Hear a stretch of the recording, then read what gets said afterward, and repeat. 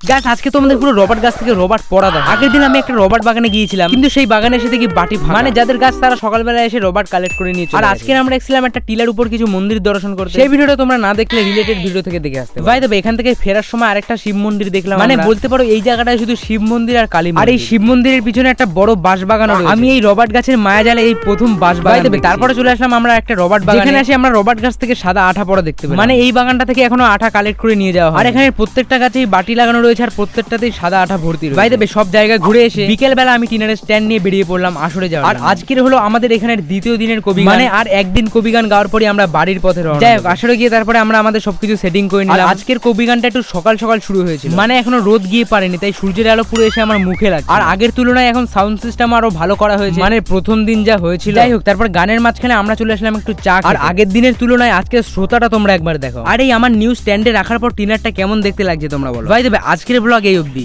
By.